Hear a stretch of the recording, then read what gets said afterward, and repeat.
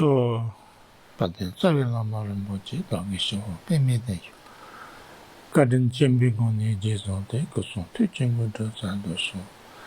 So, my greetings to everybody. So now we continue on the 7th chapter of Bodhicharyavatara, and this is stanza number, I think, 40. Aspiration, so the sage asserts, is the root of every kind of virtue. So as we already said in the beginning, that why I, there are so many things I have to do, and there are so many things I have to get rid of, and therefore I didn't do that because I didn't have the right kind of aspiration or motivation. And what is the really, root cause or root, the most important cause or condition with which either we become something good and great, or we don't become something good and great, There it says, so the Buddha said like this. The Buddha, the sage here is Buddha. Buddha said that, those people who do great things, the real cause, the root cause, is because they have the aspiration, they have the, the motivation. Unless you have that motivation or aspiration, you cannot be inspired to do anything. You can't be inspired to be diligent. You can be inspired to remain steadfast on that path or course. So therefore, it is not possible to achieve something great. Because, you don't know why you have to work on that. You don't know the benefit of working on that. You don't know then the great things that would definitely come if you worked on that. So therefore, you would have no reason why you have to work hard, and why you have to be steadfast, and why you have to be diligent, why you have, lots of joy in doing something. You wouldn't have. So therefore, that motivation, that aspiration is the root cause. So therefore, if somebody really has a good and great aspiration, like aspiration of a bodhisattva, or any action, then that's the beginning. That's the beginning. That is, you can say that even if that person has achieved nothing so far, will certainly achieve. Even if that person at the moment looks not so efficient, not so powerful, not so, successful, not so great, that person will sooner or later become great, will achieve things, will become enlightened. So, what should we do in order to have that aspiration? Then,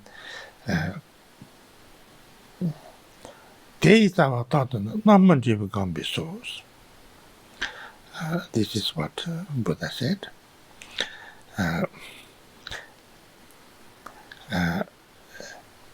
Aspiration's root, in turn, is constant meditation on the fruits of action. that if I do these things, if I work on this, if I develop these actions, these qualities, develop this kind of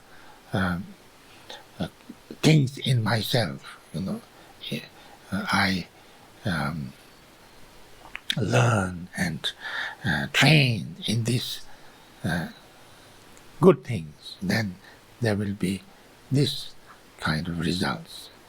And if I work on this, then so if I can see the result of that action, those good actions, or bad actions at the same time, and then if I can see the good result or positive result of those trainings that I do, practices that I do, and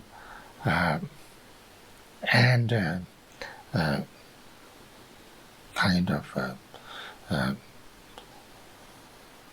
building up those kind of tendencies and qualities, and then see that will end in something really wonderful, really great, really desirable, really positive. If I can see that, and if I can meditate on that. Meditate here means think about that again and again and again, become clear about that again and again, and remind myself again and again.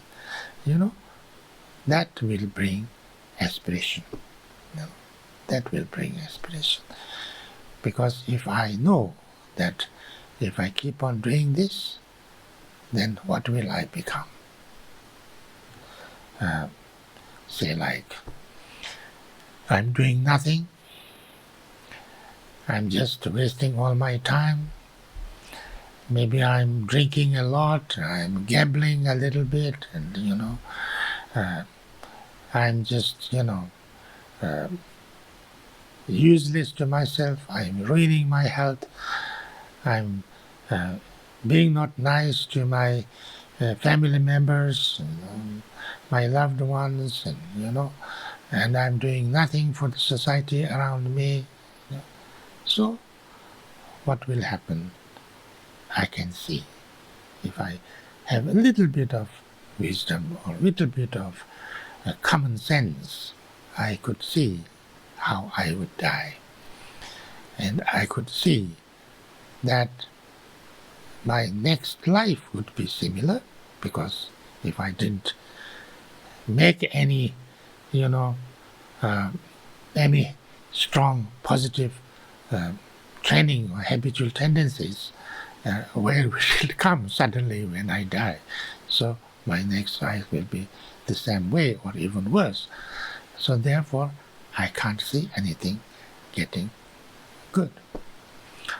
But if I am not like that, if I'm studying hard, I'm trying to learn, I'm trying to improve myself, I'm trying to do something that is nice and kind and helpful to my dear and near ones, to my family, to the people around me, to the society that I live in, and I try to think and try to plan and try to train in those kind of things, and I train myself to become a better person, a kinder person, more efficient person, more wiser person. And if I do that constantly and continuously, you can see, and I act in a good way, I live in a positive way, I don't do any negative things, any harmful things. You can see that you will become better and better, and you will achieve more or less what you are working towards. And due to some reason, how much successful you become and how great you become depends on many causes and conditions, but at least you are going better. You are, you can see that that's everybody will know that this is it's a good way, it's a positive way. And then the more you do like that, it will, even if you don't achieve great things in this life, your next life will be better because, you have all your efforts, all your kind of habitual tendencies, the conditions, you have created lots of causes and conditions in that way of thinking, in that way of reacting, in that positive way of doing things. So therefore, there's no chance that you have a negative or bad, worse life in the next life. So therefore, you have to become better. So therefore, that's why the aspiration, how to generate this aspiration is to think and meditate and constantly remind yourself of the result of, your aspirations. That's the 40th. Then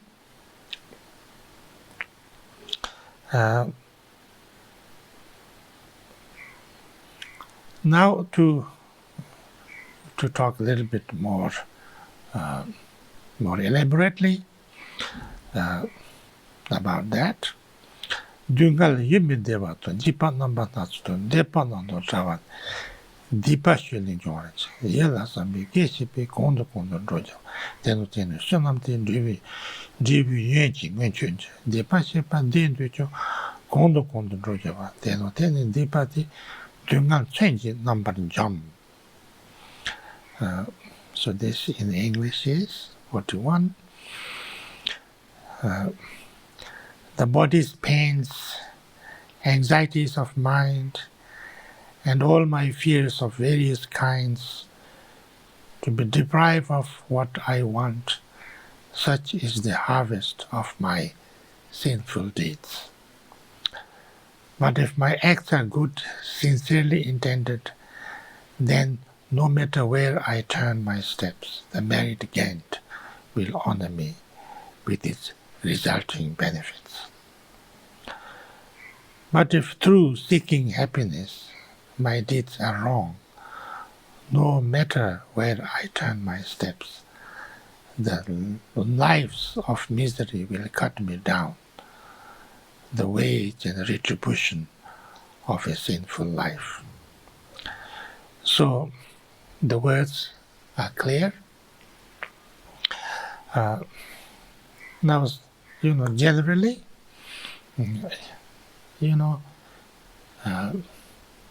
if you are doing something positive, you are working with good intention, with kindness and compassion,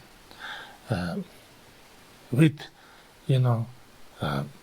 and working on your own positive side, training yourself, refraining to do things that is harmful to everybody or harmful to others, but helpful to others, and not harmful to yourself, helpful to yourself, then, you can see that this is, as we just explained in the last stanza also. But some people say that they see that many people do very negative things, and they seem to be become more successful. I understand what they are saying. What they are saying is that some people cheat and do unlawful things and harm others and things like that, and then they seem to become rich seem to become more kind of powerful, and then that is sometimes people call successful. Now the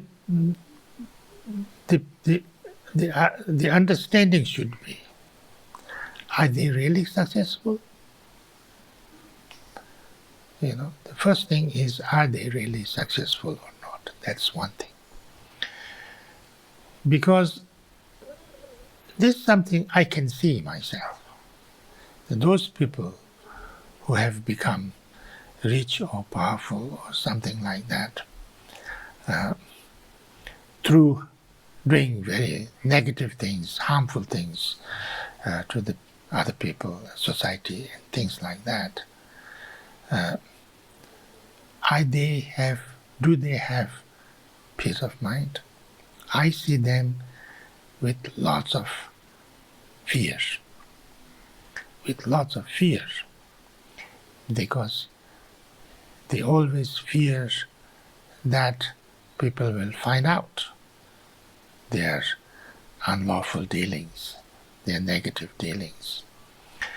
They are very fearful about, that they will get the retribution of these negative deeds they have done. And they are always, fearful to lose. So they are always, why you can see that all those people who are like that, seemingly successful, are always, having lots of protections and lots of, kind of, what can you say, guards and things like that, because they're, do they get good sleep? Do they have peace of mind? Are they really happy? And then most of them also at the end,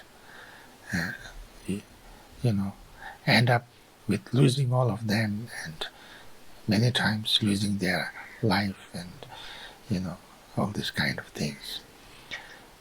And then, but that is only for this life. And what about next life? If you carry this the burden of doing so many negative things in your life, with fears, with worry, with anxiety, with anger and hatred and self-loathing and all kind of guilt, how your conscience would fare afterwards. It would become much worse.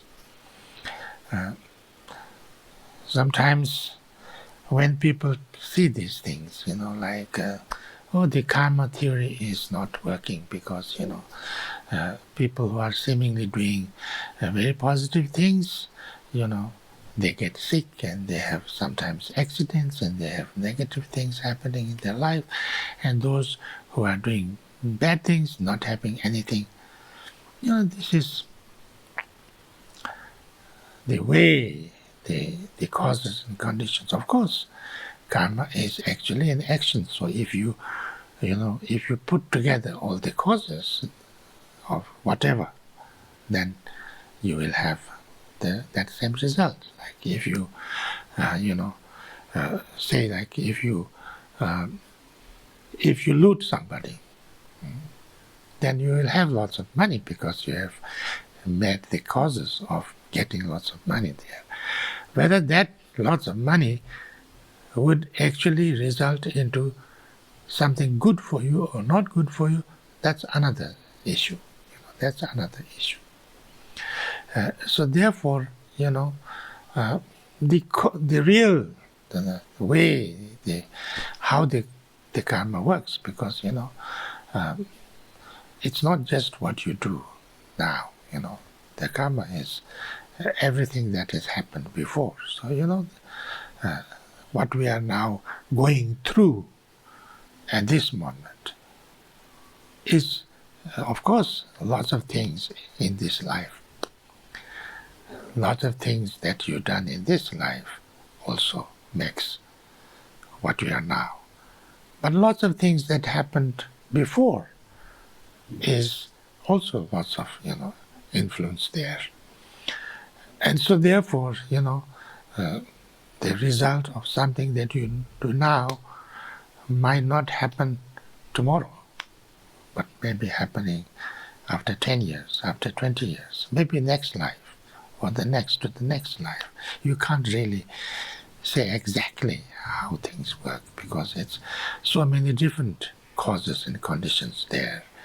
And it's very difficult to actually analyze and make, make a judgment.